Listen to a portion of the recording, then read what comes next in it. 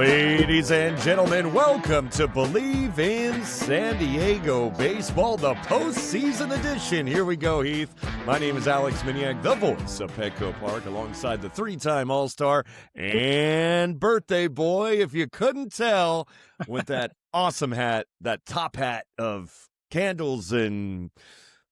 I don't even know how to describe candles and colors. I'm going to call it. If you're watching the video podcast, you can check out this awesome hat that Heath is wearing. Heath, first and foremost, before we go through today's agenda, happy birthday. That hat looks like it's seen, much like you and I, seen quite a few birthdays. Yeah, this is a birthday hat that the Bell family has, and everybody that has a birthday has to wear it. We usually take it to a restaurant or whatnot, but I think there's one or two kids that don't like wearing it, but the rest, they can, as long as they wear it for dinner at home, it's okay. But they got to wear it sometime during their birthday. Now, I think it's cool as hell. I'd be rocking it. Maybe in February you can lend it to me, and I can rock it on this side of the show here. That would be fun. Birthdays are fun. I'm glad you're having fun. Always I think try. we're the same age, so welcome to it. It's great on this side of the fence. Sounds good. Well, we got a lot to talk about. We have got a wild card series coming up at Wrigley Field. I know we wanted one at home, but hey, we're in the dance, baby, and we're going to make the most of it. One thing I want to note before we get started, I want to give a tip of the cap to the Friar Faithful. All 3,437,201 of them that came through the gates at Petco Park this season, over 72 sellouts and 81 home games. That is the second highest in Major League Baseball. We had more than the Yankees, more than the Phillies, more than the Mets, more than the Cubs, more than the Giants. I could keep going. Boston, all these traditional cities that have baseball, we beat them. And for anybody who says San Diego isn't a sports town, man, I have got data right here on my legal pad, data that this is true, man. It's been a fun year, and I've loved talking to almost 3.5 million of you over the course of the season. 3,437,201. I'm going to guess that one was probably you one of those nights, Heath. Oh, yeah, I was probably a couple of them out there, a couple games. But you got to tip your hat to the Seidler family for the last couple of years, what they've done and how they just bring excitement to the game and this stadium that's already beautiful, and they just keep making it better every year. You think they can't do anything better, and then they do, and they're smart at what they do. So you got to tip your hat to them. I love what we've done. It's an exciting product, and now we've been to the postseason 4 times in the last 6 years. Compare that to all the previous years of Padre baseball, and we are really living in a truly remarkable and very fun era. Yeah, Padre fans right now, it's kind of that it's that era that you'd want to be a Padre fan. I mean, this is kind of like the closest thing you could put to it is the Yankees in the late 90s. Everybody was a Yankee fan, but now everybody's a Padre fan. I mean, I'm all the way out in the state of Texas, and I see Padre fans just about every other day, or a Padre shirt or a hat, and we're all the way out here in Texas. So it's kind of exciting to see. It really is. I can remember moving here. When I moved here in 2014, obviously it was a 4th or 5th place team at the time. Man, it was tough to find any Padre gear really around. You'd walk around the mall, go grocery shopping or whatever. Man, I just see it all over the place now. It's such a cool... Here's the thing. My last year in San Diego was 2011, and we were in first place the majority of the year, and I think we got knocked out with 10 or 12 to go. I had friends that were in like Oceanside and Encinitas, and they'd call them up or whatnot, and it was mid-season, and they were like, "Hey, what place are you guys in?" "Dude, we're in first place." "Oh, really? Like, how long you been in first place?" Yeah, 3 months. So it was it's a totally different feel now. North County is they come down all the time now, but I think it really has to go with ownership. I mean, John Moore was great, but the Seidler family, they're putting a good product out there, and they know how to make the fan experience amazing. Every time I go to San Diego and go to Petco, it's literally like, geez, what else did they do? I mean, I think every year they can't get better, and they do. Yeah, and it's been truly evident, and I'm so glad I've been here for this ride so far. A lot of other accomplishments, these on the field. I just want to run down the line here of some of these career accomplishments for some of our Padres. Tatis, he finished with 89 walks. He bested his career high by 27. It wasn't even close. 111 runs, the fourth highest in a season in Padre history. And 25 home runs. It seemed like he really wasn't hitting for power for a little bit of the season here, but it tied for second for his career. So, I mean, he had a great year and a great year at the top of that lineup. Yeah, and I mean, Tatis, had a really good year. He's been sick lately, but came back with a vengeance, and I think he's ready for the playoffs. And a little slow during the summer, but like Bogarts, he started hitting the ball better. Started off a little slow, and everybody was questioning him, this and that. And I think he's one of those guys that's going to be up for comeback player of the year. So, there's a lot of good things that happened this year. And that doesn't even take into account all his magical defensive work this year in right field. He's, in my book, he's going to get another platinum glove. You talk about Bogarts, career high 20 stolen bases this year for Bogarts. And considering he was out for a few weeks too, again. Yeah, I mean, he's done really well this year, and I'm excited that he's come back and, getting ready for the playoffs. Arise finished the season on a 15-game hit streak. His average, not over 300 this year, but he did lead the NL with 181 hits. We know about Machado's accomplishment. He passed 2,000 hits and 350 home runs. We talk about Sheets, our Friar Fave Award winner last week. Career highs in home runs, RBIs, hits, and runs. And we're just talking about fielders and hitters right here, but I do want to tip of the cap going out to Pivetta, the best season in his career. The Padres went 19-12 when he started over those 31 games. I mean, a lot of great accomplishments that combined for a 90-win season for our Padres. Yeah, I think Nick is really coming into his own. I mean, the talent was always there. I think he just kind of put it together with Ruben and everybody. So, and then Sheets, everybody says Petco, you can't hit, and not very good place. But I think Gavin will prove otherwise, that, hey, man, I'll hit here every day of the year. Well, Pivetta is the Game 1 starter in the wild card round against the Cubs inside the friendly confines of Wrigley Field. Looking back here, the last time the Padres faced the Cubs in the postseason, October 7th, 1984. Game 5 of the NLCS. 40 years ago. Well, almost 40 years ago. Over 40 years ago. What year is it, Heath? Yeah, we don't know, but we can all just, you got to remember what happened in 84. So, yeah, that's right. All I know is that it really feels like a long time ago. It was at the Murph, 58,359 in attendance. I want to go through the starting 9 of that game, and I would love to do it as I would do a starting lineup at Petco, because this is a fun starting lineup. And here we go. Leading off, the second baseman, number 2, Alan Wiggins. Batting second, Mr. Padre, number 19, Tony Gwynn in right field. Batting third, number 6, the first baseman, Steve Garvey. Batting fourth, over at third base, number 9, Greg Nettles. Batting fifth, behind the plate, number 16, Terry Kennedy. Batting sixth, number 20, the center fielder, Bobby Brown. Batting seventh, in left field, number 14, Carmelo Martinez. Batting eighth, number 1, at shortstop, Gary Templeton. And batting ninth on the hill, wearing number 30, Eric Chow. I mean, that's a pretty good lineup. That's a really good lineup. The only sad part is I bet you half of the Padre fans out there don't even know who they are. It was a long, generational. It was a long time ago. I think a true Padre fan definitely knows exactly who they are, and, the diehard guys that have been there when the ups and downs. But probably the last 10 years, I would be surprised. They'd be like, oh, man, I know like Templeton and Gwynn and probably, I don't know who else they would know. And I'm looking at the other side of this Cubs lineup.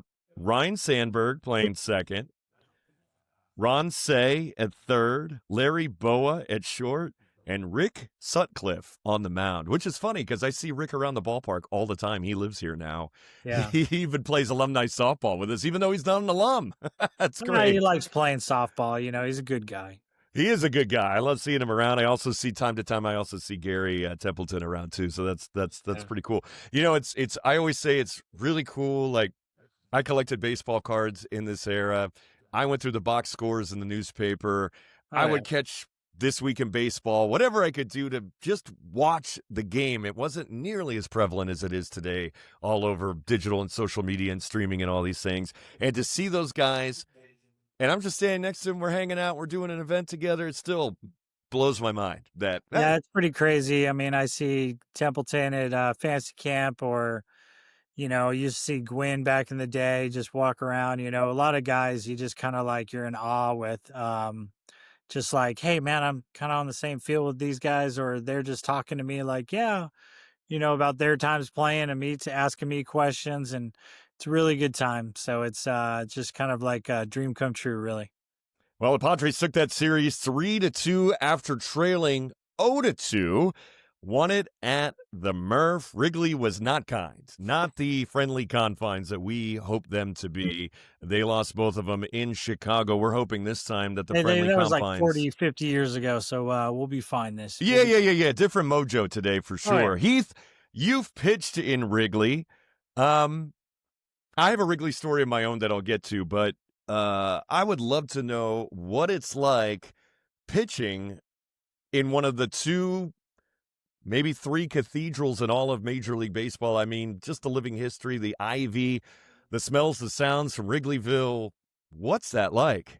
I mean, it's kind of like a dream come true, really. Walk down the tunnel and come out of the dugout, and the field is, about eye length. The field is a lot better now. It used to be round. So, like, if you were sitting in the dugout, the visiting side, you could see the left fielder's head. Couldn't see that much of a crown? Oh, yeah, because that's how they Wow. used to just, that's how they, the water, seep away. It would seep all the way out to the sides. So that's how they used to do the fields. And now it's nice and level. But one of my stories is I first got called up to the big leagues. I was a New York Met at the time. And I came in with bases loaded, no outs in the bottom of the ninth inning. Let's throw this rookie out there, see what happens. And I got out of it. I struck a guy out, and then ball came back at me. I threw it home. Mike Piazza threw it to first base. Got out of the jam all pumped up. Yeah, we're going to win this game. We don't score. Next inning, Derek Lee leads off. Throw an 8-9 pitch of bat. He's just fouling everything off and hits one really high. And it just scrapes, and it hits in that little chain link fence that they have there that kind of leans over. Where if that wasn't there, I think our outfielder could have caught it. But it was a home run. But there's the worst part of this story is, I'm first in the big leagues, and I watch ESPN and Baseball Tonight and all that stuff. What was the highlight for ESPN? And I was like, I couldn't watch myself giving up a game winning. That was my first time getting a loss, and had to watch it every day if I watched ESPN. But, there's some good stories. I mean, there's a lot of good times. The Cubs fans were always really nice, and our bullpen was on the field, and got to know some of the people sitting right behind the bullpen on the sidelines, on the foul territory, really. Just the dugouts and the history, and going, man, like, whose locker was this? Whose locker was that? And everything's really small and this and that. Or just going to Chicago and having a bunch of hot dogs on every single corner. So, yeah, there's good memories in Wrigley. I love Chicago. Always had a good time anytime I went. The only problem was the only time I've ever been to Chicago is in March. Every year it was in March. And people be like, why do you always go in March? Well, because March Madness is in March. And every time I had to work a March Madness event, Chicago was going to be one of our cities. Obviously, a lot of basketball history in Chicago, and a lot of universities in and around Chicago. So it was always a place to do that. And it was always very windy and very cold. When they say Windy City, especially in March, they mean it. But one other time that I went to Chicago, this could be an alternate history thing too, was I went as a finalist as the voice of Wrigley Field. So back in 2011, the Cubs, I noticed on ESPN.com, they had an article that the Cubs were looking for a new PA voice for Wrigley Field. At that time, I was a minor league announcer for the New Hampshire Fisher Cats in my third or fourth season by that point. And I read the article, and my friends were like, yeah, you should do it. You should record something. I said, yeah, I guess, I don't know. I maybe I just wasn't feeling very confident. I knew that I had to buy a new microphone anyway, so I'm like, okay, let's use this as an excuse, and I'll send a demo in. So I cut the lines, I sent them in. I didn't really think about it too much. In fact, this microphone is the one that I bought for that audition. So this is my baseball microphone. I'll always have it. So anyway, I didn't think about it. A couple weeks went by. I'm in New York again, working one of these March Madness events. This one was at Columbus Circle, and I get a phone call on my Razor flip phone. So that tells you what what year this was. Right, flip it open. Great phones. And they say they're from the Cubs and they're calling from Wrigley Field. And at first I thought it was kind of like a joke, and I'm like, really? You want me to do what? And they asked if I could come to Wrigley Field the next day to audition. Now, I was in the midst of this promotion, this March Madness promotion, so I had to call my boss and be like, yeah, I really need tomorrow off. And they're like, why? I'm like, don't worry about it. Everything's fine. I just need a day. I was going to fly back to New Hampshire anyway the next day, and I'm like, I just need the day off. So I changed my flight. Had a 6 a.m. flight from LaGuardia to O'Hare. Get there in the morning. In fact, I'm waiting at the baggage carousel for my bag to come off, and it doesn't come off, so I go to the little office, and they're like, yeah, you're on a 7-hour layover. You wouldn't get your bags back, because I was going to go back to the airport and then continue on to New Hampshire, which was great, so I didn't have to take my bags. So hop in a cab, go down to Wrigleyville. I go to a Starbucks across the street. And I sit there and I wait for my phone to ring again, and I go in, and I have an hour inside the friendly confines, and that history just, like you said, it just hits you in the face. It's the exposed steel, it's the brick, it's the ivy, it's the neighborhood. And what they had set up for me for an audition was basically everything. Starting lineups, we did promotions, welcomes. The organist was there. So here I'm doing a mock game at Wrigley Field with the organist, and I only had one shot to do it. And I thought I did a pretty good job. I walked out of there very confident, by the way, that I could do this on a major league level. I didn't get that particular gig, but they put my name up on the marquee, and I got a cool picture of it. So I learned a lot. I think the guy that won was drinking. You probably weren't drinking because, you got to drink there, Harry Carey. So yeah, I was drinking a lot of Starbucks. You don't have a beer when you're announcing, so. Well, maybe I was too. Your downfall. I was too hopped up on Seattle beans You're drinking coffee instead of beer. Yeah, well, it was early, man, and then I had a very early flight, and then I had to perform and then get back on that plane. But I did have an Italian beef sandwich on the way out of town, so it was a good trip. Didn't get the gig, but man, you just walk into that place, and it just oozes history. And if you are an old-time fan like Heath or myself, you just respect it. Respect the air and the surroundings around that place. Reverence. That's the only word I can think of when it comes to Wrigley Field. Besides ivy, of course, but reverence would be one I would think of. Speaking of Italian beefs and hot dogs, I've got a place for you here in town if you dig Chicago food, and I have got a Chicago dog off camera here that's going to be brought in shortly that I'm going to take down here as part of our Hometown Eat segments here on Believe in San Diego Baseball. That's coming up. By the way, if you're a listener to the show, we thank you a lot. Make sure you tell your friends about us. We are Believe in San Diego Baseball, BLEAV, and you can follow us on Apple Podcasts, Spotify, iHeart, or wherever you enjoy podcasts. And make sure you hit us up on the web, too, for bonus content. That is BLEAVINSD.com. We'll be back in just a couple minutes here on Believe in San Diego Baseball. Welcome back to Believe in San Diego Baseball, the podcast. Alex Miniak alongside my partner, Heath Bell, the birthday boy. Happy birthday, Heath. Heath, inappropriate. This is a family show. I was trying to have a hot dog. It's my birthday.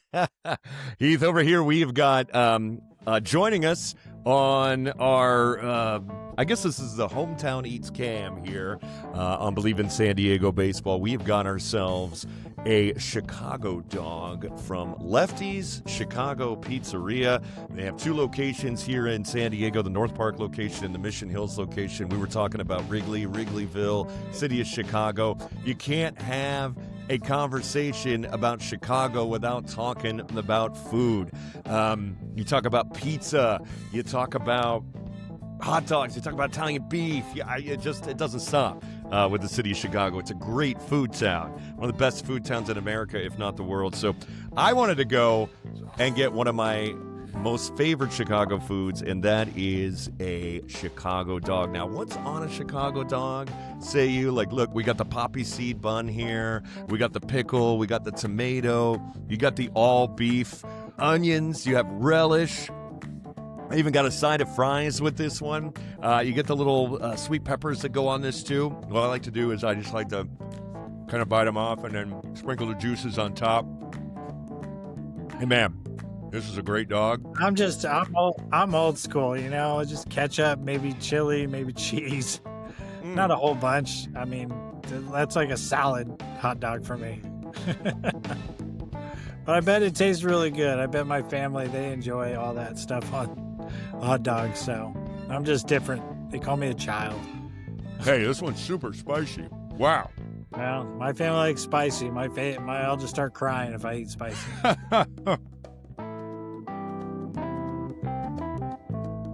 Give me a second. But I bet you the hot dog, the wiener's probably really good, tasty. The onions are, the bread, that kind of makes the hot dog right there. And then whatever you want to throw on there, it kind of is a little added. If you like tomatoes, you like spicy, you like relish and all that good stuff. Me, no. The beauty about a hot dog is you can really dress it up any way you want. I love sauerkraut on a hot dog. Oh, yeah. I like Dijon mustard on a hot dog. I love a Chicago dog. I love the bacon wrapped Baja dogs. I don't think you can go wrong with the hot dog as a vessel for anything you want. You can load it up. Everybody has their own style. I am against putting ketchup on a hot dog, but hey, for people like you with no palate whatsoever, hey, you can go at it. You sound like my family. That's all right. You can eat like a little kid. You know what? The thing is, I grew up and we used to have hot dogs. We used to chop them up and put them in macaroni and cheese or beans. Yeah. Baked beans, and that's kind of how we had hot dogs. We didn't really have, maybe we didn't have money for the buns or something. So you can keep crushing that hot dog right there, and I'll just take the simple, ketchup or, like I said, beans, chili, cheese, just, simple. So I can enjoy the meat. Or the mystery meat, as we call it. Hey, that's how I feel about a hamburger, to be honest with you. I don't like cheese on a hamburger. I like to be able to just have meat, ketchup, onion, maybe some mushrooms. That's about it. I'm super basic with hamburgers. I'm going to try bacon on a hot dog next time. Bacon is good. Bacon is very tasty on a hot dog. Bacon's good on anything, though. You know that. Yeah. Bacon's good for breakfast. It's good for dessert. It's good for a meal. Dinner. Whatever. Universal food. Goes on everything. It is a universal food. It is a universal food. Well, anyway, if you want a Chicago dog, an authentic Chicago food, make sure you go check out Lefty's. Again, Mission Hills or the North Park location. I like them both. They're both as good. I get my Chicago fix. I don't have to go in March, and it's a good time. And we got a series coming up. It'll make me feel like I'm there at Wrigley Field, even though I'll be hosting watch parties at Gallagher Square at Petco Park. So it's the kind of weather like, will be nice. The weather will be beautiful. I won't have to wear a coat. It's going to be pretty cool. So I'm down with that. And then when we come back on our Thursday episode, we could be talking about an elimination game 3, what happened there, or we could be talking about the NLDS, which I like to talk about a lot more than getting eliminated. So I'm hoping that's the subject matter when we discuss again on Thursday. I really think it's going to go to game 3, but I think the Padres are going to beat Chicago. I think they're going to win game 1. They might win game 2, and we'll win game 3. Awesome. Well, I like those. I like our matchup there. I think we can do it. The season series was even. We know we can play them pretty well. We're pretty evenly matched up. I know that the lineups have changed after. We're hot right now. We're hot right now. So let's do it. Why not? And let's have a party back here. I can't. You know what? When I left Petco Park yesterday, I didn't say I'll see you when I see you. I said see you October 8th because that's when I believe we're coming back. And that's it. And that's how I left it. And that's how I believe it. And that's how I'm going to leave it here on this podcast. Any parting shots, Heath, for the boys in Chicago? Feel like this is going to be a good time. And I think guys just get some rest, and it's going to be exciting, and it's going to be a battle, but I think you're going to take it all the way to game 3, but we're going to win it.